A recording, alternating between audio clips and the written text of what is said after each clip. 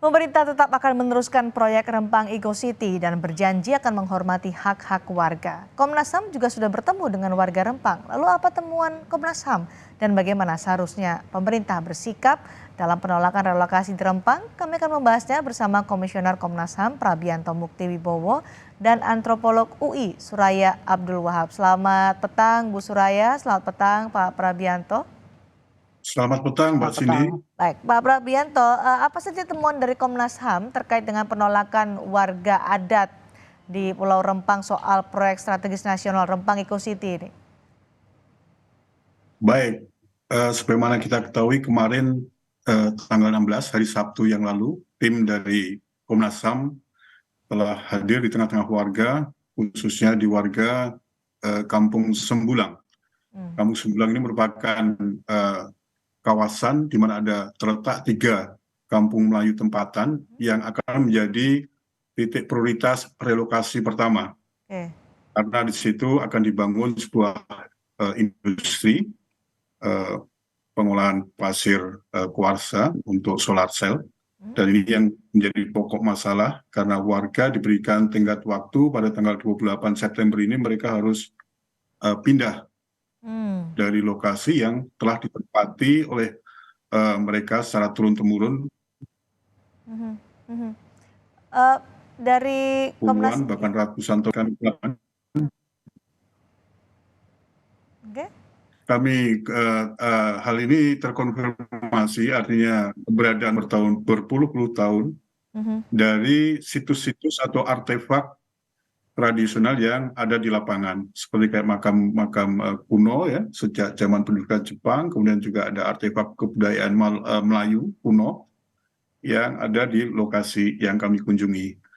Dan temuan kami, semua penduduk, semua warga di 3 kampung Sembulang ini menyatakan penolakannya terhadap rencana relokasi yang akan dilakukan oleh pemerintah, dalam hal ini BP Batam. Oke. Jadi bagaimana sebenarnya sikap warga soal proyek Rempang Eco City ini? Mereka sama sekali menolak untuk direlokasi atau apa yang ditemukan oleh Komnas HAM? Jadi kalau untuk rencana pembangunan proyek strategis nasional sendiri, warga secara aklamasi mendukung ya rencana pemerintah untuk membangun sebuah proyek pengembangan kawasan pelabuhan bebas dan perdagangan bebas di wilayah Batam, Rempang dan Galang. Yang mereka masalahkan adalah kenapa mereka harus dipindahkan setelah mereka hidup secara damai turun-temurun di kawasan tersebut. Oke. Jadi kalau mendukung tapi mereka tidak mau dipindah, apa sebenarnya yang diinginkan oleh warga, terutama warga kampung adat ini, Pak Prabianto? Ya, jadi intinya memang dari sisi pendekatan memang ada sedikit kekurangan yang dilakukan oleh BP Batam, karena terkonfirmasi dari pengakuan BP Batam sendiri dan pihak Polresta Galang Rempang bahwa sosialisasi yang mereka lakukan sangat minimal, baru dilakukan 2 kali dalam jangka yang pendek. Dan setelah kami tanyakan, sosialisasi yang diklaim oleh BP Batam dilaksanakan di Kota Batam dihadiri lebih dari 500 orang, ternyata tidak ada satu warga pun, ya, warga lokal yang hadir pada saat itu. Mereka mengatakan yang hadir pada sosialisasi lebih banyak aparat kecamatan, aparat desa, dan orang-orang yang memang dikerahkan untuk menghadiri pertemuan. Jadi tidak dilibatkan begitu, Pak Prabianto? Artinya sosialisasinya sangat minimal sekali, ya, karena baru dilakukan pada pertengahan Agustus. Ya, dan itu pun baru dilakukan 2 kali dan tidak ada satupun warga setempat yang ikut hadir. Ini masalahnya. Baik, tapi kemudian tiba-tiba didatangi untuk diminta untuk direlokasi begitu ya, itu yang menjadi diminta relokasi. Dan juga ada kami temukan dan pengakuan dari warga dengan dibentuknya tim Satgas Terpadu ya oleh BP Batam yang unsur-unsurnya adalah TNI, Polri, dan Satpol PP serta BP Batam sendiri, bahwa setiap saat warga ini didatangi door to door, kemudian diminta untuk segera menandatangani pernyataan persetujuan untuk direlokasi. Nah, cara-cara ini kan bentuknya lebih ke arah intimidatif. Oke, Ada tekanan atau ancaman apa pada saat diminta untuk menandatangani surat pernyataan itu? Dijelaskan juga tidak oleh masyarakat pada Komnas HAM? Terakhir yang Oke, didengar baik. Pak Prabianto, sepertinya sinyal Bapak masih kurang jelas. dari Nanti akan warga saya bahwa ulangi kembali pertanyaan tadi, nanti dijelaskan oleh Pak Prabianto. Tapi saya ingin ke Bu Suraya terlebih dahulu. Bu Suraya, soal pembangunan proyek strategis nasional Rempang Eco City yang ada di sekitar tanah adat di Rempang. Ibu bisa menjelaskan posisi masyarakat adat Rempang di tengah-tengah proyek strategis nasional ini bagaimana sebenarnya? Terima kasih, Mbak Cindy. Jadi pertama-tama saya tidak bisa mewakili suara masyarakat, Ya, oke? oke. Jadi nggak bisa saya mengatakan masyarakat mau begini, enggak. Ya, Itu harus representasi dan oke. voice mereka, suara mereka lah Ya, yang harus ditanyakan. oke. Posisinya bagaimana? Mhm. Tapi soal bagaimana masyarakat adat di tengah proyek, apa yang harus didulukan sebenarnya untuk dalam ini kan ada dua kepentingan. Masyarakat ingin mereka ada di sana, sementara proyek ini harus jalan. Apa yang harus dengan bijak untuk bisa diambil oleh pemerintah untuk bisa menjalankan proyek ini? Pertama, ini kalau dari sisi ada dua kepentingan, ya. Ada satu kepentingan, ada satu kepentingan masyarakat. Maka ini ada dua pihak yang berkonflik. Nah, pertama syaratnya pemerintah harus mengakui bahwa mereka adalah pihak yang berkonflik. Nah, untuk itu maka mereka harus mencari orang atau kelompok yang bisa menjadi mediator. Nah, ini kan ada syaratnya gitu, Mbak. Seorang mediator tuh harus bagaimana? Ini nggak bisa setiap orang gitu ya. Saya membaca keinginan baik ya dari pemerintah untuk menyelesaikan, tapi karena mereka itu pihak yang berkonflik, maka tidak bisa. Pasti misalnya yang punya konflik of interest, makanya tim terpadu pakai tentara, polisi, ya gimana? Itu udah pasti. Kalaupun masyarakat nanda tangan, itu pemaksaan. Nah, itu tidak akan menyelesaikan persoalan. Sekarang kelihatannya ada kertas gitu ya, tapi akan muncul kembali konflik-konflik terus-menerus. Jadi itu nggak bisa. Cara-cara yang dilakukan itu tidak akan menyelesaikan persoalan. Termasuk Presiden Jokowi yang mengutus Menteri Investasi Bahlil Lahadalia untuk bertemu dengan warga, apakah itu juga masih menurut Anda bukan cara yang tepat dilakukan untuk mengatasi konflik ini? Jadi itu hanya menjelaskan bahwa beliau ingin melakukan negosiasi. Tapi karena pemerintah ini pihak yang berkonflik, tidak tepat beliau sebagai negosiator. Karena itu harus ada kelompok lain yang sifatnya memediasi kepentingan pemerintah apa, kepentingan masyarakat apa. Ada satu proses yang dimediasi. Ini ada cara, Mbak. Nah, yang dilakukan itu tidak akan membuahkan hasil.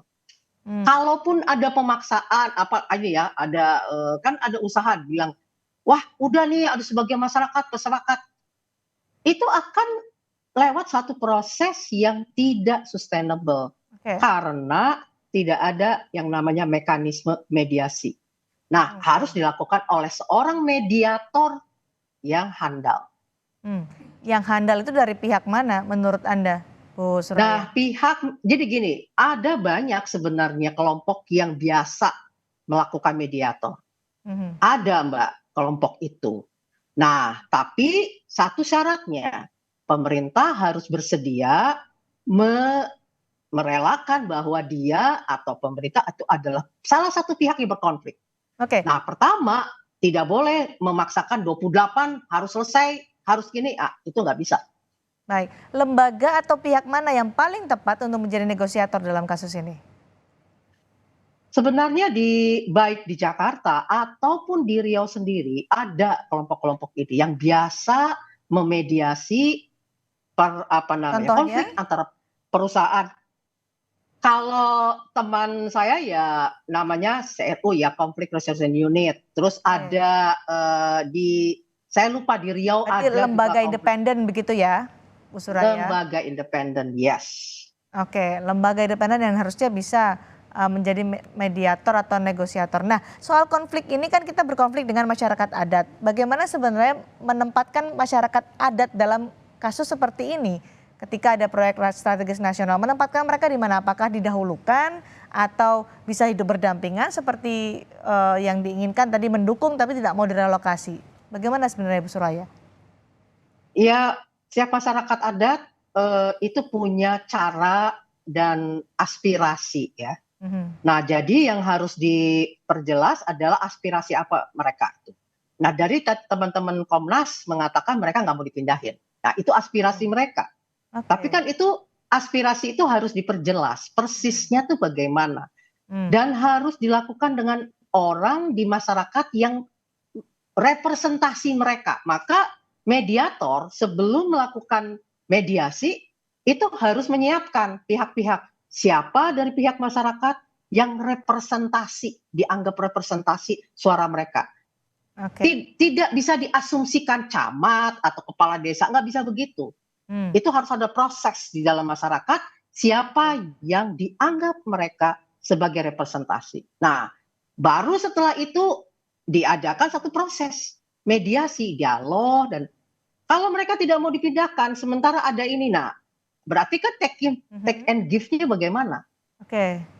Yang susah adalah mereka kan merasa punya identitas yang sudah lama. Biasanya masyarakat adat itu sangat attach dengan wilayah dia tinggal, sehingga tidak mudah untuk misalnya membujuk mereka pindah kepada satu tempat lain gitu ya.